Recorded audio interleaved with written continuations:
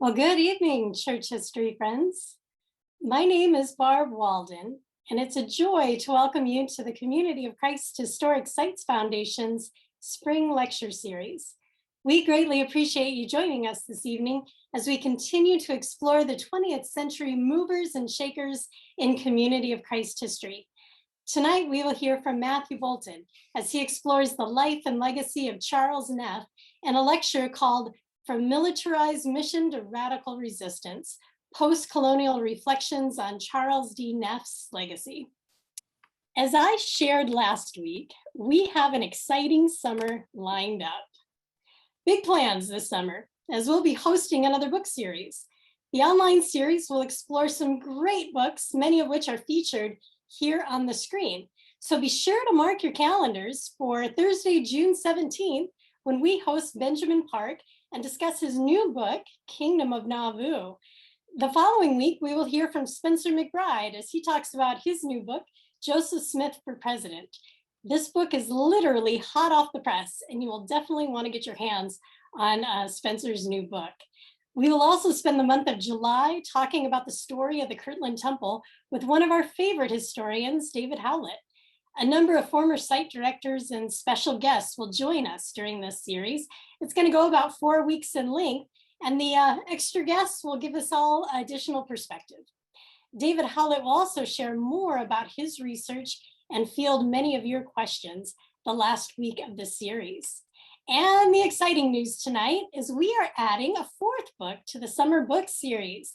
We will spend 2 weeks in August with Matthew Bolton discussing everything you ever wanted to know about Charles Neff.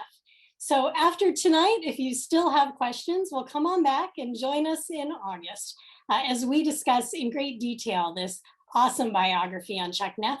I couldn't be more thrilled that Matthew has agreed to sit with us and explore his book this summer. So be sure to buy his book and come on back in August as we discuss all of these fascinating details. Of course, all of these books are available now for purchase at the Red Brick Store, including the brand new Spencer McBride book. The address for the Red Brick Store is on the screen, and it'll be in the chats here soon. So needless to say, it is sure to be a great summer of church history. To learn more about the summer book series, be sure to check out our webpage. You can see the address here on the screen as well as in the chats box. Be sure to register to save your online seat. It's limited, and those seats are going fast for the summer series. Friends, the Spring Lecture Series and Summer Book Series are programs made possible because of your generous donations, which leads me to our spring fundraising campaign. The Foundation's Board of Directors has made a $20,000 matching pledge for the spring fundraising campaign. This exciting news means that the board will match the first $20,000 in donations received tonight and throughout our spring campaign. So please consider making a contribution to support the maintenance and preservation of Community of Christ historic sites. Peter has already dropped the donations link for those wanting to make an online donation, and you're also welcome to send a donation in the mail to the address found in the chat box. Thank you all for your generous support as we strive to preserve church heritage. Finally, I have the privilege of introducing you to an old friend from Graceland tonight, who will also serve as our guest speaker. Matthew Bolton is Associate Professor of Political Science at Pace University in New York City. He has been an active participant in global campaigns on landmines, cluster munitions, killer robots, and the arms trade. Since 2014, Matthew has worked on the UN and New York City advocacy of the International Campaign to Abolish Nuclear Weapons, or ICAN, recipient of the 2017 Nobel Peace Prize. In addition to his biography of Charles Neff, Matthew has published 5 books, including Political Minefields and Imagining Disarmament, Enchanting International Relations. He has a PhD in government and master's in developmental studies from the London School of Economics. He majored in history and religion at Graceland University. And I'll also add that Matthew is an alum of the Alma Blair internship program. having served as a young adult intern in Nauvoo with Alma as his summer instructor many moons ago. So thank you, Matthew, for agreeing to share with us tonight. I'll now hand the microphone over to you, as we are all really looking forward to hearing your thoughts on Charles Neff.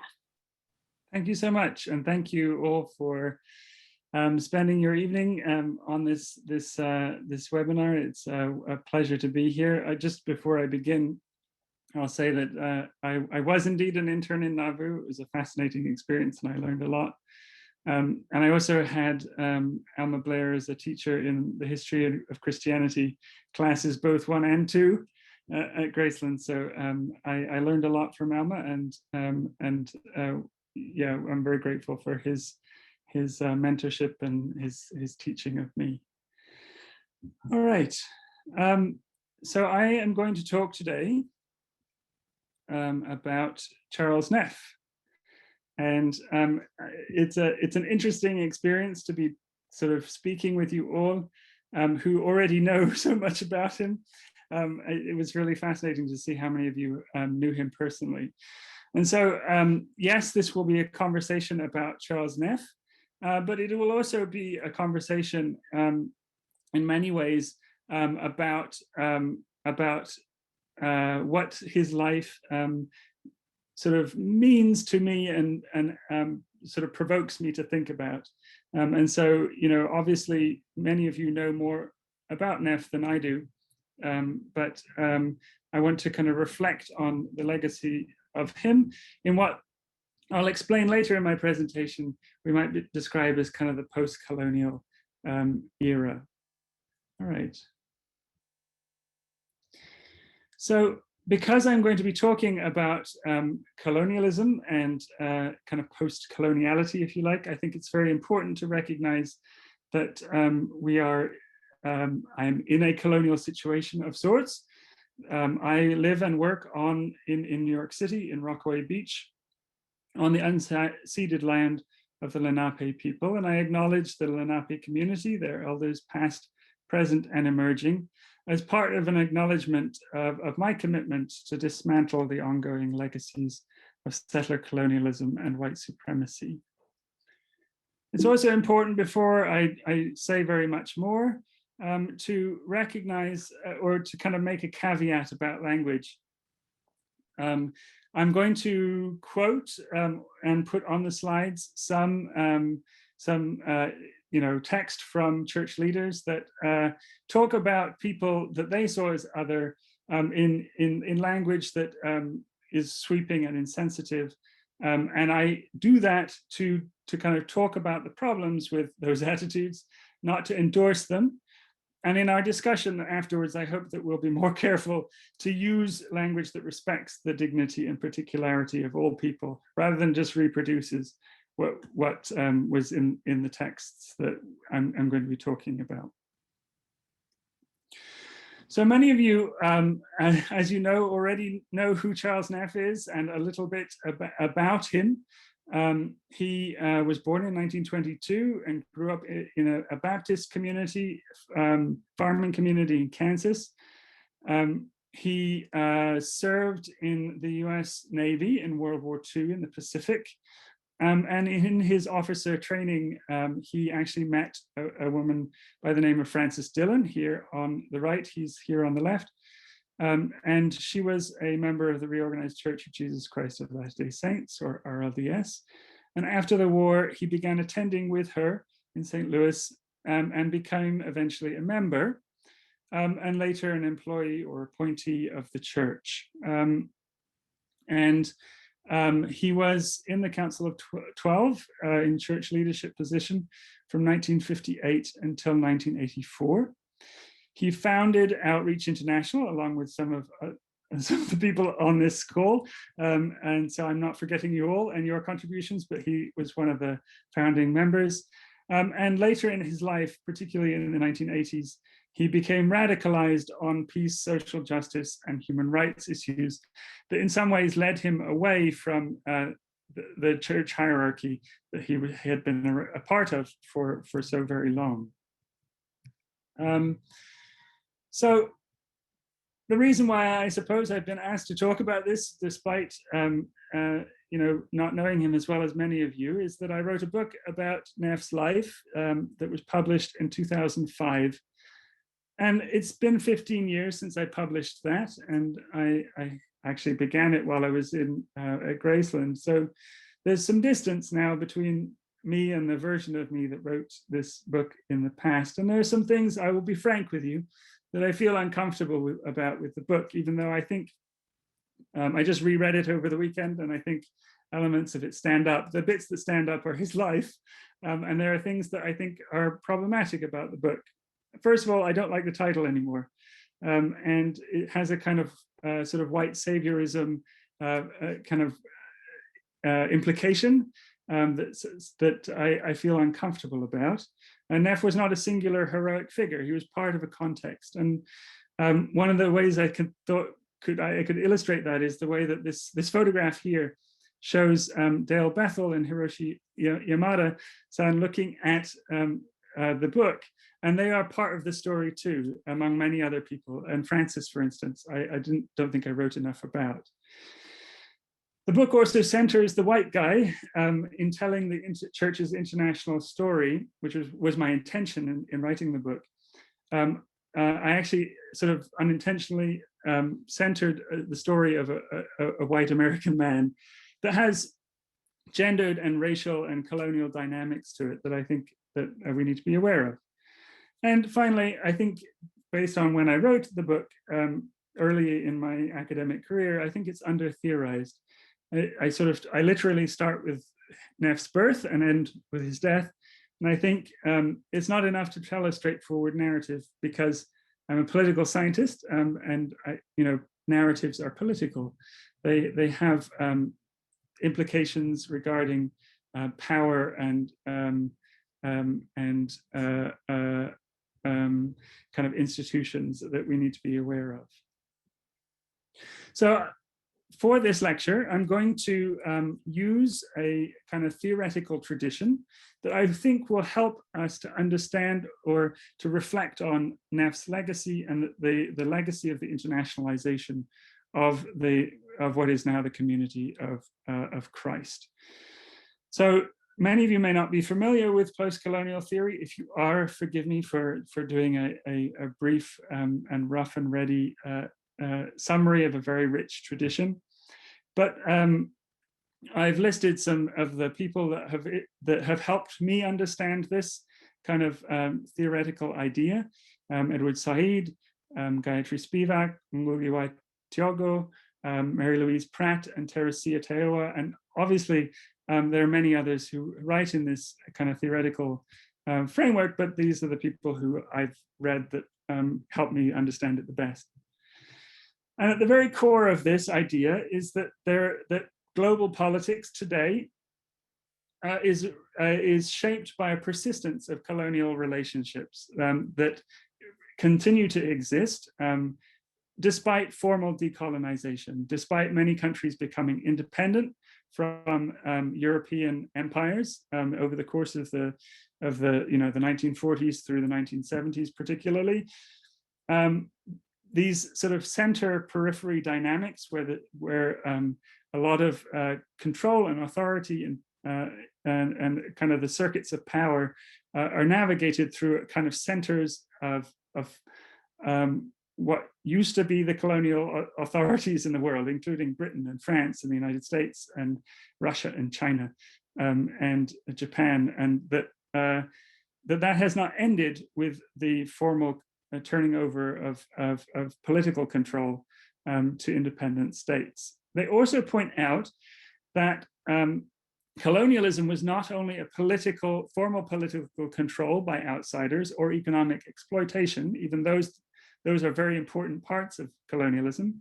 It was also social and cultural and aesthetic and even spiritual in its kind of way that it systematically privileged the white European male heterosexual master narrative, systematically demeaning the kind of other of the colonized subject. That said, post-colonial theory points out that the impact of colonialism in its many forms is not, it's not deterministic. You can't, it's not actually true to say that the colonists had all the power. There are several ways that the people in colonized regions had some capacity to influence the way the world worked. There was an ambivalence in colonizers' actual desire for exoticness, and that led them to sort of want to be in relationship in one way or another with the people that they were actually actively oppressing. And this ambivalence was often resolved through a kind of objectifying those people. But because people are not objects, there remain the sort of possibility for surprise, that colonized people have agency. They can persuade, they can negotiate, they can deceive, they can manipulate, they can reframe stories, they can resist outright, they can fight, they can use violence. And so the encounter between the colonizer and the colonized actually transforms both people, both societies. And so, you know, London is transformed by the UK's colonization of Kenya, just as Kenya is transformed by its encounter with the UK. So if you have more questions about this, we can talk about them in the question and answer, but we're going to use this framework to think about the internationalization of the community of Christ and Neff's role in it.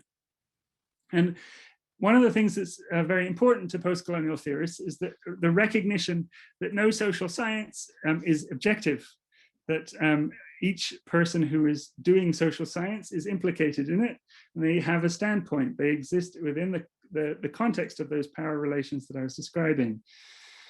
And so I have to kind of acknowledge that I am, you know, my family has had a role in church leadership, both my grandfather and my father. But I myself am a disaffected friend. So I'm kind of in an insider-outsider position. I never met Neff myself, except perhaps as a 2-year-old when my family was in Japan. But I've traveled in his pathways in Japan and Independence, in Kenya, in the Philippines, and Haiti. I worked for Outreach International on and off from 2001 to 2012. That's me in the Philippines in 2001. And I continue to be influenced by, you know, Neff's thinking as, you know, thinking about how does a white, cisgendered, or straight North American man engage in solidarity with communities that are affected by poverty, oppression, and violence. And of course, many of my critiques of Neff, that I'm going to kind of talk about, and the critiques of the church, apply to me too. So I wouldn't count myself out in the conversation that we're about to have. So Neff played a primary role in the global expansion of the church, which was relatively small and centered within the kind of Midwest of the United States, with also presence in Europe and Australia and the Pacific region. But there's this kind of massive transition around the end of just after the end of the Second World War that was prompted by the massive US military deployment throughout the Pacific and Asia, in which RLDS members who were serving in the US Armed Forces or various kind of support capacities to it were put in contact with people in Asia and the Pacific. And some of the early converts in Japan and South Korea, for instance, are actually servants or military counterparts of US Armed Services personnel.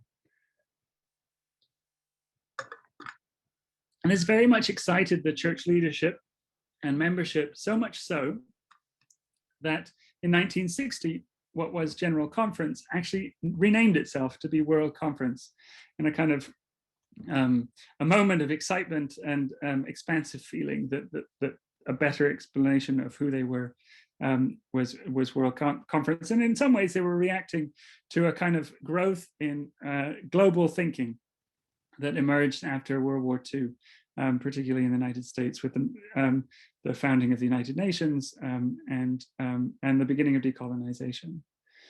So the church leadership began to send out missionaries to Asia, Oceania, Europe, Latin America. But many of these missionaries, including Neff, who was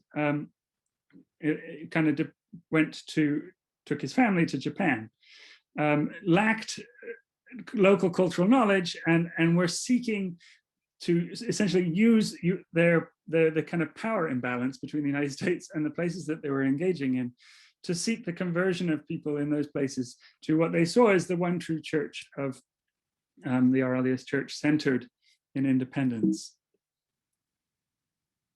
And if you look at this example, this is W. Wallace Smith, the president of the church in 1959, saying that throughout Asia, we, quote, we have pioneering openings which have grown out of the testimony of the members of the armed forces and others who have shown concern for the planting of the work in the places where they have labored.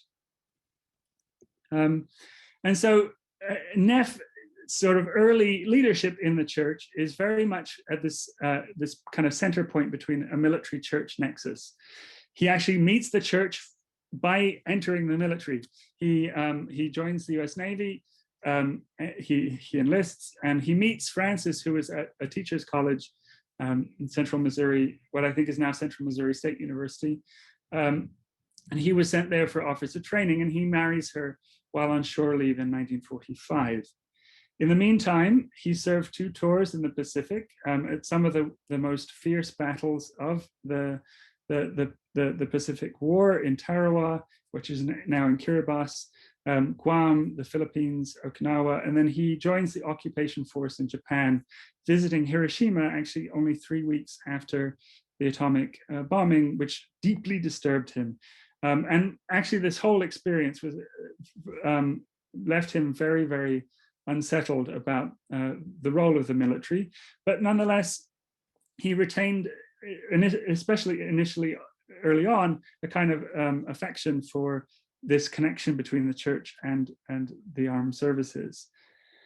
Because after the war, he joins the earliest church, attending in St. Louis, and then soon actually becomes an appointee, and he's put on 2 committees by the first presidency, one on missions abroad and one on ministry to armed services personnel, and both were sort of doing the same thing. They were seeing how can the church be providing services to people who are in the U.S. armed forces mostly, and also use that as an opportunity to expand the church. And in 1959, he and D. Blair Jensen are sent on a kind of exploratory mission throughout the Pacific and Asia, actually following the route that the US military had actually followed in some ways to Japan, and visiting military bases along the way. So Japan, at that point, Okinawa had not been, was being governed separately from Japan. South Korea, Philippines, Guam, Wake Island, and Hong Kong. And in all of these, except for Hong Kong, these were there were US military bases. And Neff's attitude toward the people that he was encountering early on sort of is quite problematic.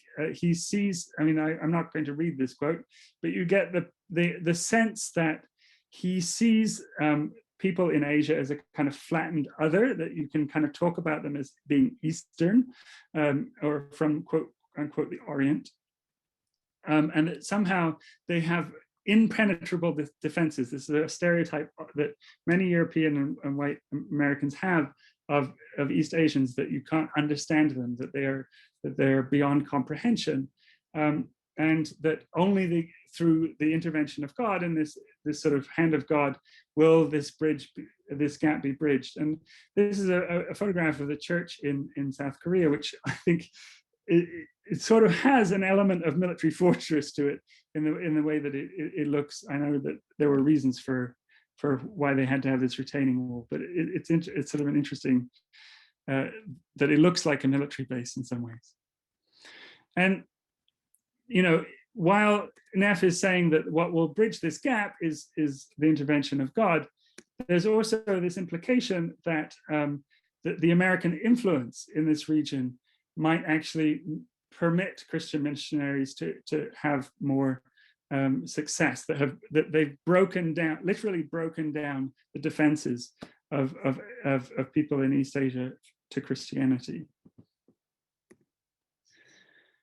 And in part, this is fed, I think, by a significant lack of understanding of where they were going, right? So Robert Neff, who was Francis and Charles' oldest son, talks about the experience of going to Japan when they went in 1960 as akin to boarding a spaceship to Mars, that people in where he grew up had no clue about what Japan was, and it seemed far off and alien to people in the Midwestern United States.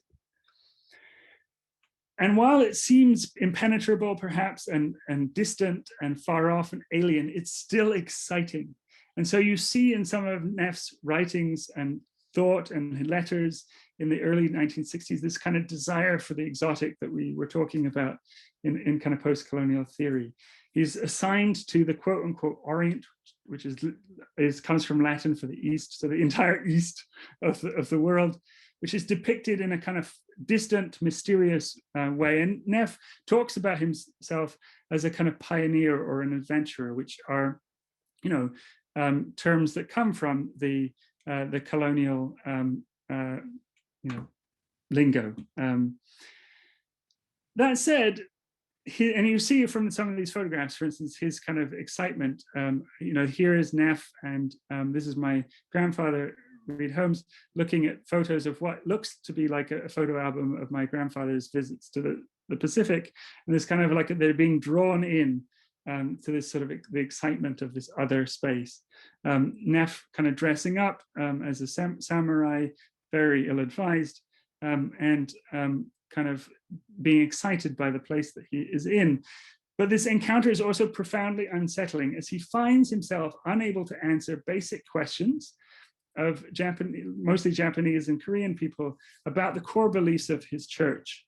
And so he has a kind of crisis of faith that he starts sending questions to the First Presidency and the Council of 12 about, like, what is it that we actually believe? Because I don't know how to answer these questions. I've never encountered these questions before.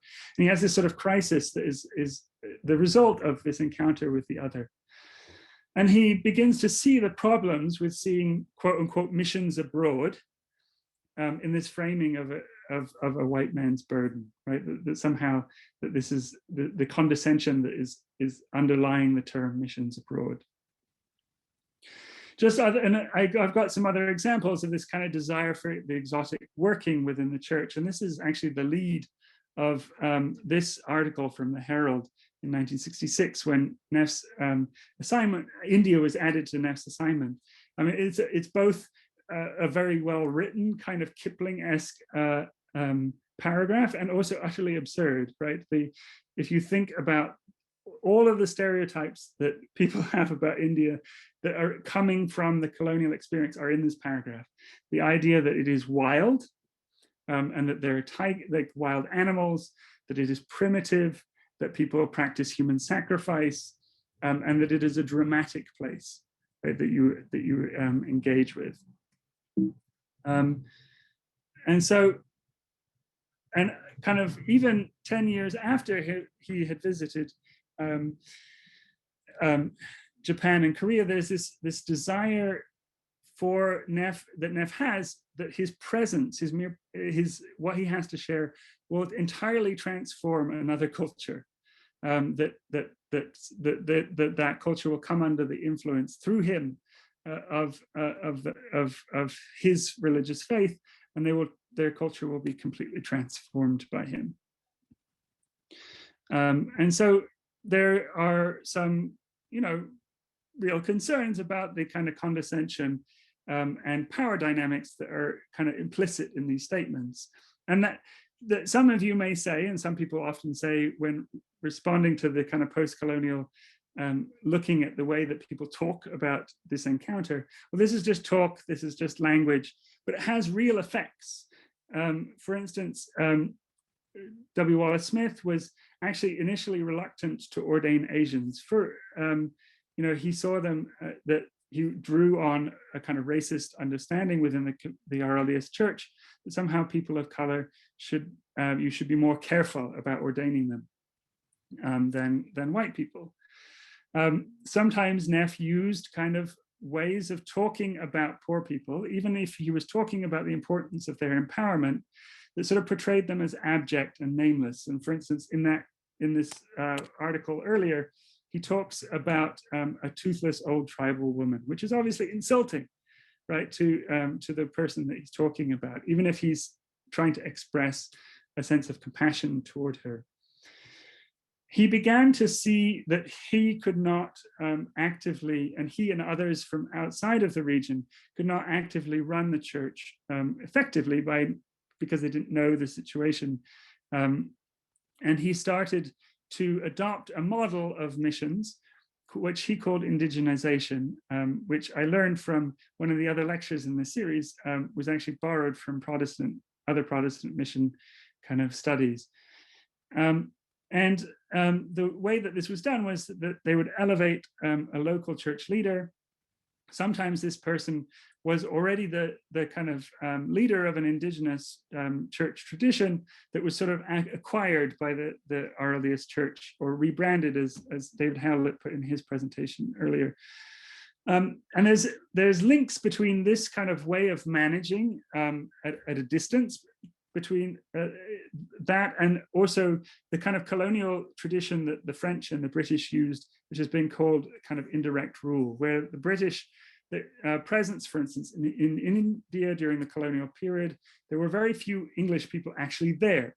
They ruled through local intermediaries that they empowered and backed up and funded, who were seen by the local population as, in an ambivalent fashion, whether they were really representative of the people that they were supposed to be governing.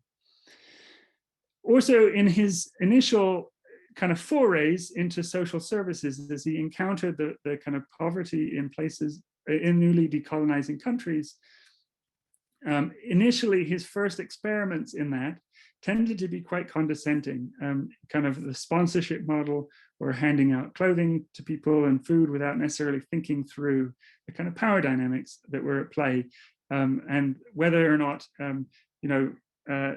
that there might be more at stake than just simply an imbalance in who has and who does not have things. And so he tries to resolve this. You see this in his thinking, through his writings and his letters. He sort of wrestles with the dynamics, this kind of ambivalence that he has, and he tries to resolve it through a series of articles in which he starts to describe mission as a kind of two-way street. He writes an article in 1963 called "The Orient Speaks to Zion," in which he's sort of saying that mission shouldn't only be about independence, trying to persuade people in Japan and South Korea that they're wrong and they need to do things differently, but that there should be an interchange. And he comes to a formula which he says that we should ask, what does it mean to be the body of Christ in this time and place? But of course, if you're not Christian, the question itself is a problem, because maybe this is a version of the question, what does it mean to be a good human being in this time and place? But it presupposes the answer is a Christian one, that the answer to what it means to be a good human is to be Christian. And he began to assert early on that the role of the community of Christ was not to replace or completely transform local culture, but rather to fulfill it, including fulfilling American culture. But there are obviously power imbalances. It wasn't people in India sending missionaries to the United States. It wasn't people in Japan that were sending missionaries, or not many. There were actually here in New York City some Buddhist missionaries around the same time. But generally, there wasn't a lot of missionaries going to the United States. And it sort of frames non-Christians as having a lack. They're not fully there yet, that they just need this extra fulfillment. And I think you see the kind of condescension that's underlying that in the way that there was a kind of patronizing debate about whether Indians who practiced polygamy should be baptized into the church. And there was a discussion essentially about the people, particularly about the women that were in polygamous marriages, without really centering their voices. And this is linked to a kind of dynamic that Gayatri Spivak, who was on an earlier slide, this post-colonial theorist, talks about, kind of outside colonial dynamic, where people from the outside, white men, try to save the kind of Indian women from Indian men, which is a colonial dynamic in the British colonial period in India. You see reproduced actually within the community of Christ. And all of this actually, this attempt to resolve the ambivalence generates tremendous conflict within the church in lots of different ways that, kind of get actually result in conflict about a division between kind of liberal and conservative people within the United States. I see a question quickly that's popped up. What is meant by subaltern? So this is so can the subaltern speak is a question that Gayatri Spivak, the post-colonial theorist, asked. And subaltern is someone who's the kind of very lowest strata of society. And she's saying, she was asking it in a kind of provocative way. Another way of asking that question is, can we actually hear the people who are in the very lowest kind of position of power? Because the way, every time we try to approach from a position of power, we actually transform the very situation that we're coming into. And so I was trying to be fancy and show off to the other academics on this call that I know post-colonial theory with that quote. And I think just here's an example of him kind of wrestling with this. And he says in 1972 that to assume the gospel is understood in America can fulfill sort of Asian cultures, but that no reciprocation is possible because Western cultures are somehow special and sanctified, or the people in churches in the East are inferior, is arrogance of the first order. So you see that Neff is beginning to understand the power dynamics, but he still is using this idea that there is a West and that there is an East, and that it's clear which is which, and that they can be clearly defined as sort of flattening, and rather than making particular and detailed.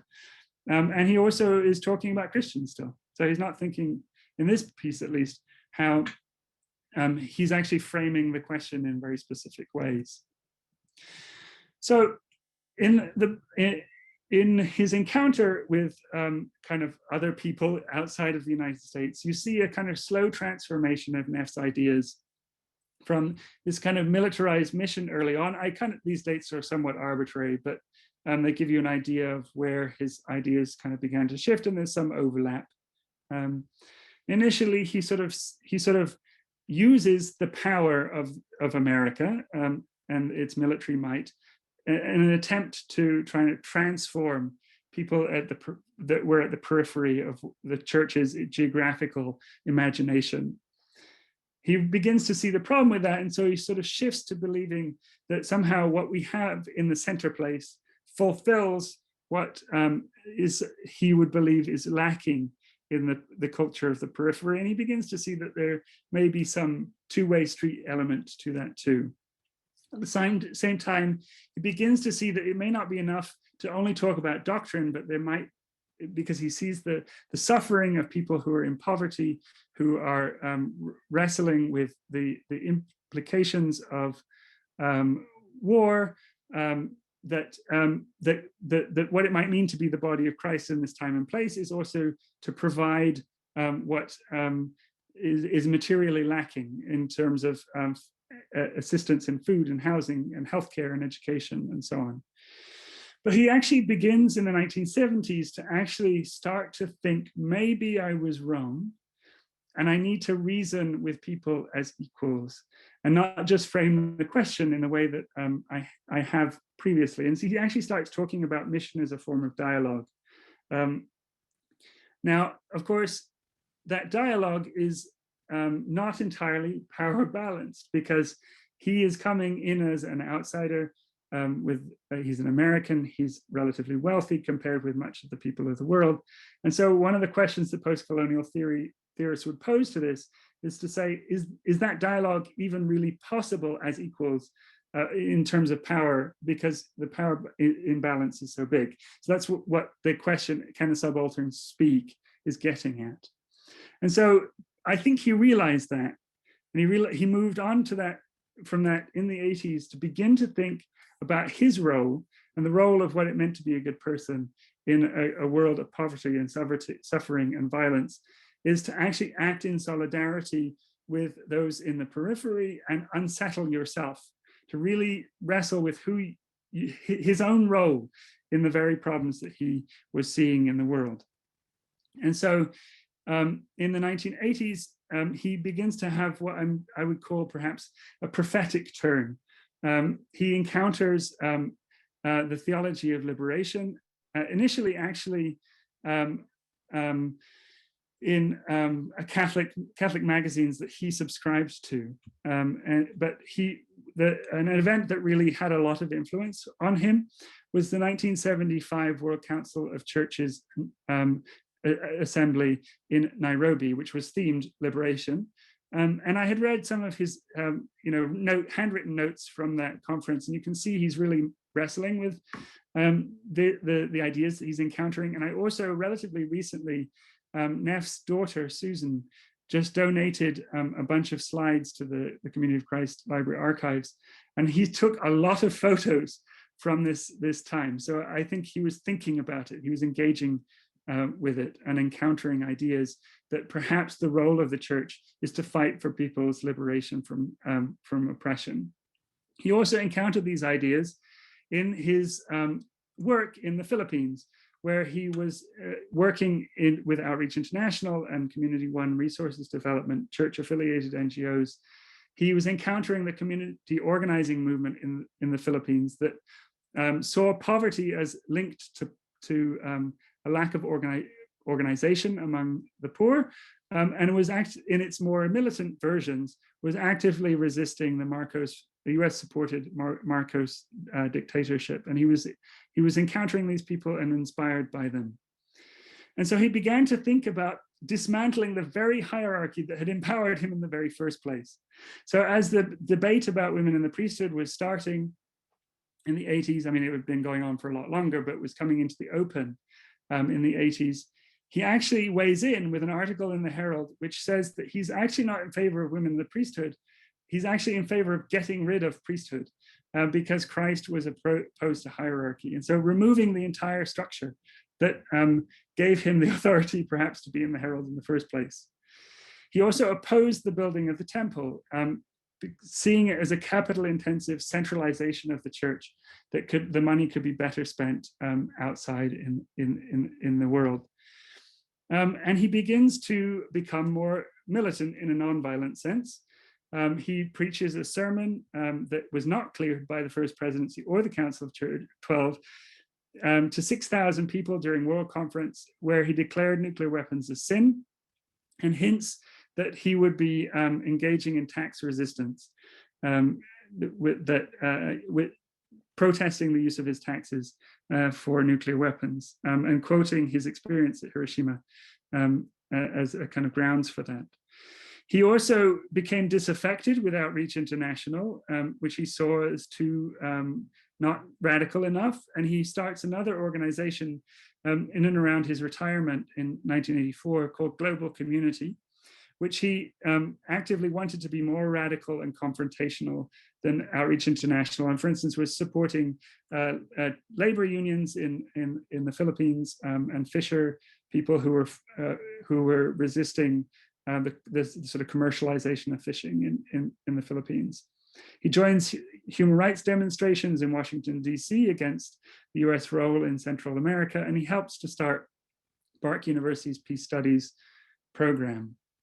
And here's a quote that kind of indicates where he came to toward the end of his life, where he had the sense that we need to march against ecological poverty, disease, ignorance, racism, and sexism, any force that diminishes a human's right to be. And he took this to an extent that makes even me feel uncomfortable that he saw the call of Jesus to the cross as literal, that to lose one's life for Jesus meant actually being willing to die at the hands of political authorities. So if I may finish up here, I think I've gone a little too long. I want us to think a little bit about the Community of Christ sort of incomplete decolonization. The theology and polity of the church was transformed by its global expansion, more, in fact, than it transformed the rest of the world. And while there have been representational shifts in leadership, you can see the difference between these photos of the Council of 12. I'll let you figure out what the differences are. There still is the persistence of a centralizing hierarchy. Remember that Neff was actually at the end of his career thinking that it's this very structure itself that is part of the problem. I also see in church publications an ongoing exoticizing aesthetic, which sort of sees the bodies of people who are in Africa and Asia and the Pacific as somehow kind of interesting to look at, more interesting than white people. And I think there's a problem with that, including sometimes the way that people are set up to perform at world conferences, for example. The headquarters of the church is, of course, still on land acquired through the context of settler colonialism. And I think there continues to be a lack of understanding among US members of the church outside of the United States, particularly in Africa, Latin America, Caribbean, Asia, and the Pacific. And in some ways, the church is experiencing some of the things that also colonial powers themselves experience, a sort of a slow decline in its role in the world, I think, as it struggles with paying the bills and maintaining its budget in an increasingly secularized core of global culture.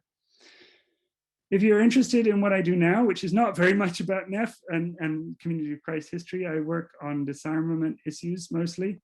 Here are two of my books that are recent, one on the politics of clearing landmines in various parts of the world, and one in which I kind of use the stories of the 1001 Nights and Don Quixote and the Tempest to think about what it might be to imagine disarmament. I also do a lot of work, as Barb was saying, on disarmament activism and advocacy. This is my spouse, Emily, and I at the Nobel Peace Prize ceremony in Oslo. That's why we look so happy. It was an astonishing experience to be there with the international campaign to abolish nuclear weapons. And if you want to know how to get involved in that campaign, you can go to nuclearban.org, where you can learn more about ICANN. If you're interested in my work, you can go to matthewbraybolton.com or follow me on Twitter at Political Minds. Just finally, to acknowledge where some of my sources come from. The photos come from the Community of Christ Library Archives, including some that were recently donated by Susan Neff. Thanks to her and the family for that donation. A photo from Diana Bethel via my dad. And also the screenshots of the Saints Herald come from the LDS Church History Catalog. So thank you. Thank you for listening. Well, thank you, Matthew. Thank you so much for sharing your thoughts on Charles Neff and more. We even learned a couple of new words tonight, so thanks for that. So, I regret that now is the time we should bring our evening program to a close. I do want to thank not only Matthew Bolton for being our guest speaker tonight, but also thank Peter Smith for serving as a co-host this evening and for managing everything from behind the scenes. Peter is the best. And I also want to thank our audience for the wonderful questions that you asked today, for the comments that you've made, and for your love of a good story, and for generously supporting the Community of Christ historic sites with your donations. And it's a double your donations kind of night tonight. So thank you so much for your support. I do encourage you to tune in next week as we hear from Paul Edwards about the fascinating life and legacy of Alice Smith Edwards, another significant mover and shaker in church history. Paul's lecture is called "When Will the Little Woman Come Out of the House? The Life and Legacy of Alice Smith Edwards." There's actually a really great story about that phrase When will the little woman come out of the house? And you're going to have to come back next Thursday to hear the story behind that phrase. Peter's already dropped a link to the spring lecture series in the chat box. So be sure to follow that link to register for next week's program.